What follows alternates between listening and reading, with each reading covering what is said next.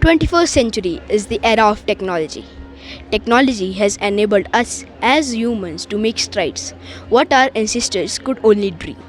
Yet, nagging doubts remains that technology is taking over our lives. नमस्कार, मैं lush Dogra रश्मि Himachal news network में आप सभी का स्वागत करता हूँ। मोबाइल का प्रयोग एक चिंताजनक विषय बनता जा रहा है। मोबाइल हमारे जीवन में अधिक दखल देने लगा है। आज लोगों को मोबाइल की लत लग चुकी है। मोबाइल सुविधा के साधन के रूप में विकसित हुआ, लेकिन लोगों ने इस पर निर्भर रहना शुरू कर दिया। पहले माँ दुलार करती थी और पिता फटकार लगा देते थे, आज मोबाइल पकड़ा देते हैं। क्या इससे हमारी परवरिश पर फ़र्क पड़ता है? आइए इस विषय पर भूपेश शर्मा जी से बात करें, जो पेशे से एक शिक्षक व लेखक है।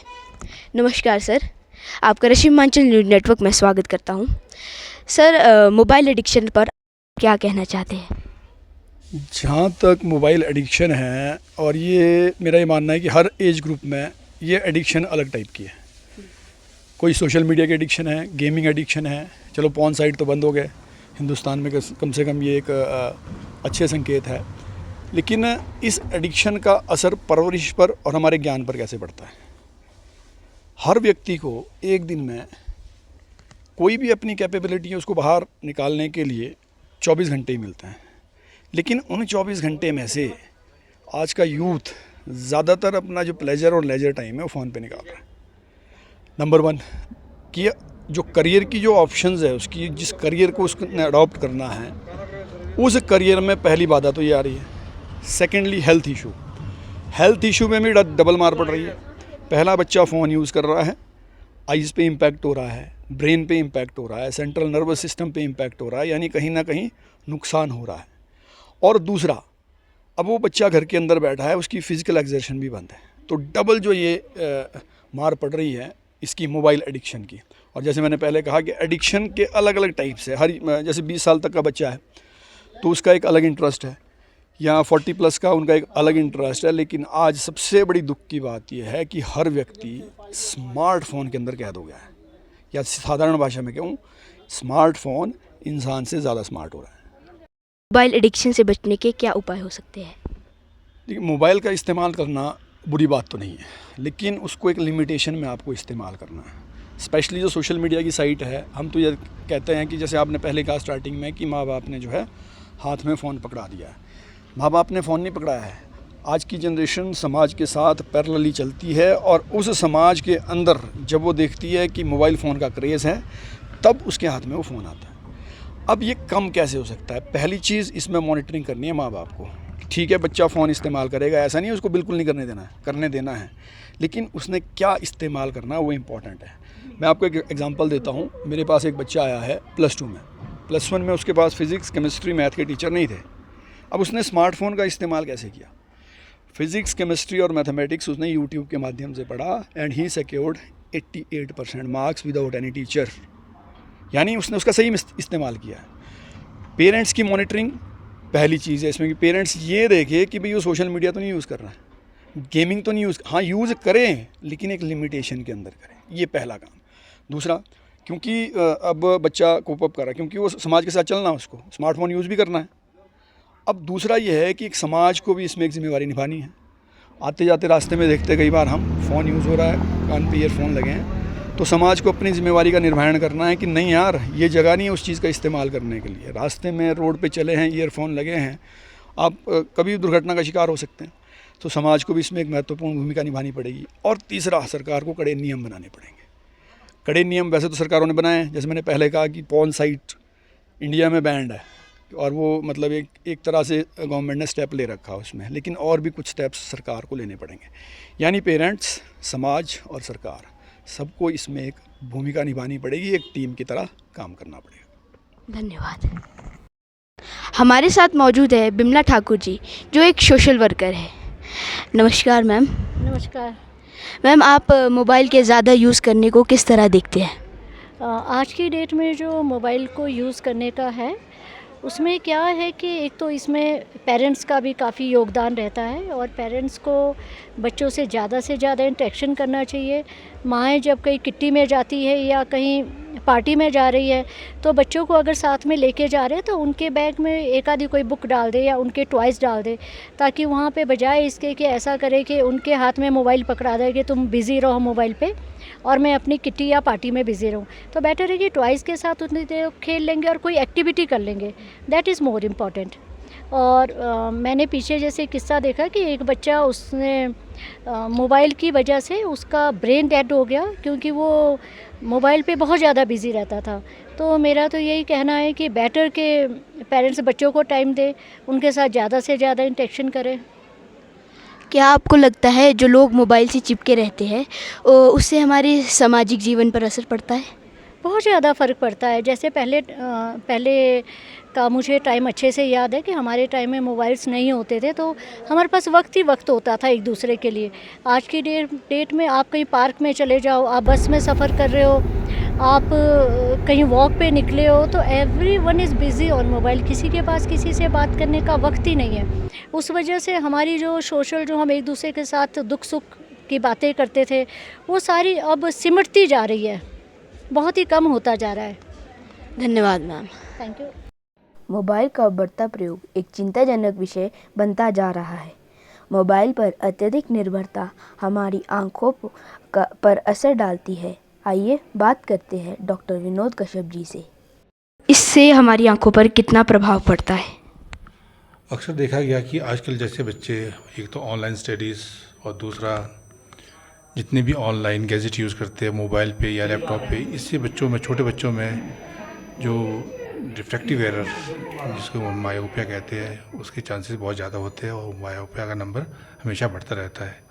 और दूसरा, मोबाइल का लगातार यूज़ करने से ड्राइनेस, क्योंकि जब भी हम मोबाइल देखते हैं या कोई दूसरा गैजेट देखते हैं तो हमारी आंखें खुली रहती है और हम पलक झपक नहीं पाते, जिसकी वजह से जो हमारी आंख के अंदर जो टीयर फिल्म होती है वो स्टेबल नहीं रह पाती और हमारी टीयर फिल्म ड्राई होने लगती है और इससे आंखों में ड्राइनेस का बड़ा फ़र्क पड़ता है।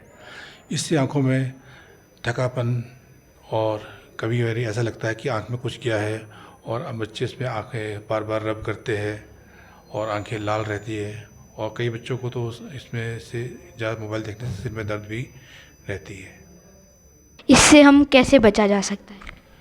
देखिए, एक आजकल ये एक नेसेसिटी भी बन गई है डिजिटल मीडिया, तो इससे बचने के लिए एक तो हमें मोबाइल का जितना कम से कम हम इस पर गेम्स ना खेलें या दूसरे किसी पर्पज़ के लिए हम इसको यूज़ करें तो ज़्यादा है।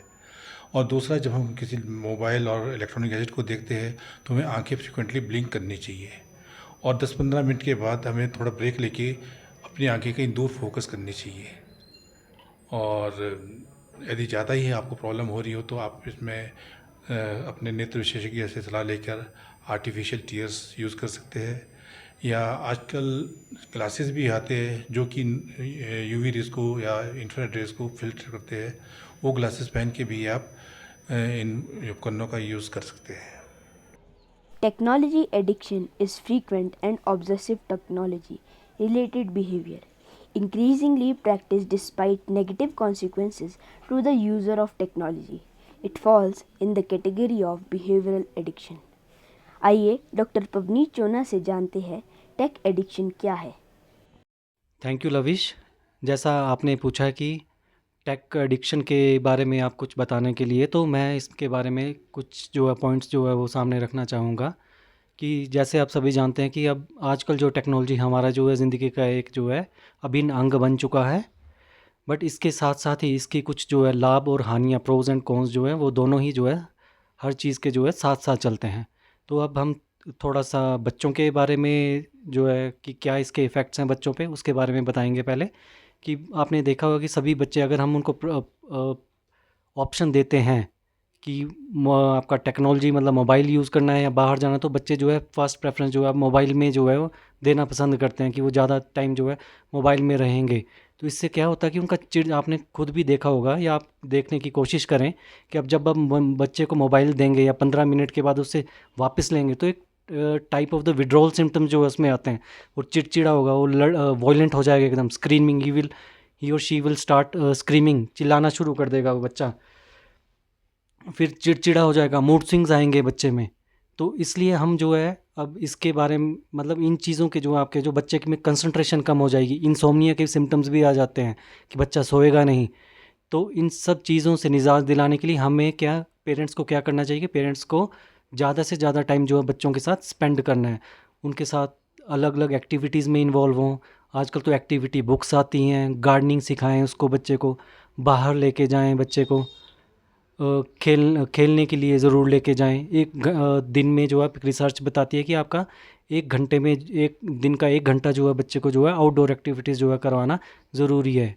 उससे आपके मोटर स्किल्स डेवलप होंगे बच्चे के, और बच्चा सोशल होगा, चिड़चिड़ापन नहीं होगा, और जो आपका mental development and physical development दोनों के लिए जो है बच्चे के लिए बड़ा लाभकारी जो है ये सिद्ध होता है।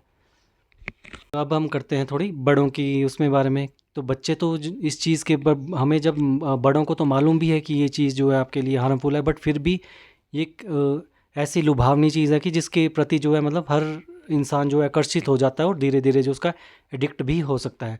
तो आपने देखा होगा आजकल अधिकतर लोग चल बस में बैठे हैं या किसी पब्लिक प्लेस में बैठे हैं, आप कहीं भी बैठे हैं, आप नेचर के बीच में बैठे हैं, तब भी आप जो है उसको नेचर के नहीं एंजॉय करेंगे, आप मोबाइल को सर्फिंग करते रहेंगे। घर में भी अगर हम 4 मेंबर्स बैठे हैं तो सब अपने अपने मोबाइल में लगे हैं, और अगर कुछ और काम नहीं है तो लोग जो है अपना टाइम उसको कंज्यूम करने के लिए जो आपका शॉपिंग वेबसाइट ही सर्फ करते रहते हैं। तो इन चीज़ों से होता क्या है आपका, फिर वैसा ही आपका कि रेस्टलेसनेस हो जाएगी, आपका लैक ऑफ कंसंट्रेशन, आपको जो है वर्चुअल दुनिया में जीना पसंद करोगे आप, मतलब फ्रेंड्स भी जो आप सोशल फ्रेंड्स नहीं बनाओगे। तो आप कोई भी अगर आपको रियलिस्टिक घटना घटती है तो आपका इसमें तो आपका वर्चुअल लाइफ में जो आपको जो अच्छा लगता है आप वो प्ले कर लेते हो अपनी ये at the click of your fingers. But जब आप कोई आपके साथ रियल लाइफ में कोई छोटा सा इंसिडेंस होता है तब भी आप जो आपका लेवल ऑफ पेशेंस जो आपका कम हो जाता है, मतलब आप जो है उस सिचुएशन को हैंडल नहीं कर पाते। तो ये इसी के सब साइड इफ़ेक्ट्स हैं कि हम जो है आपकी वर्चुअल जो है दुनिया में ज़्यादा जी रहे हैं आजकल। तो अब इन चीज़ों से भी निजात दिलाने के लिए क्या कर सकते हैं हम, इसको जो आप एक टेक्निक का नाम वो भी दे सकते हैं आप, digital detox. The technique to get rid of the technology का addiction is the digital detox. आप मोबाइल को अपनी जो है पहुंच से दूर रखें। सोने के टाइम आपके नज़दीक होगा तो आप हाथ मार के उसको पकड़ लोगे और जल्दी से जल्दी फिर कुछ सर्व करना शुरू करें। तो जब आपको ज़रूरत है आप तभी यूज़ करें, अदरवाइज़ इसको आउट ऑफ योर रीच रखें। और क्या, आप घूमने के लिए जा सकते हैं, to live in the lap of the nature, meditate करें, रिलैक्स करें, गार्डनिंग करें, और कुछ नया सीखने की कोशिश करें। मतलब इससे क्यों आपका जो है दिमाग जो है क्यों अगर आपका माइंड को कुछ करने को ना तभी वो आपका वो इसकी तरफ वो आकर्षित होगा इन चीज़ों के। अगर आप अपने माइंड को कहीं ना कहीं कुछ अच्छी प्रोडक्टिव चीज़ों में बिज़ी रखेंगे, बुक्स पढ़ें, आप आर्टिकल्स लिखें, फ्रेंड्स के साथ सोशलाइज हों, तो ये आपके जो है डिजिटल डिटॉक्स के सारे जो हैं आपके तरीके हैं। नोमोफोबिया या नो मोबाइल फोबिया शब्द का उपयोग मनोवैज्ञानिक स्थिति का वर्णन करने के लिए किया जाता है जब लोगों को मोबाइल फ़ोन कनेक्टिविटी से अलग होने का डर हो। नोमोफोबिया न केवल दिमाग को बल्कि रिश्तों को भी प्रभावित करता है, जहां व्यक्ति शारीरिक रूप से तो मौजूद होता है लेकिन मानसिक रूप से नहीं। National Institute of Mental Health and Neurosciences has opened its first clinic to get rid of tech addiction. यदि हमने अपने मोबाइल की लत को काबू नहीं किया तो ऐसे क्लिनिक हर शहर, हर कस्बे में देखने को मिल जाएंगे। यदि आप सभी को यह वीडियो पसंद आई हो तो लाइक, शेयर व सब्सक्राइब करना ना भूलेगा। मिलते हैं आपसे अगली वीडियो में, तब तक के लिए धन्यवाद।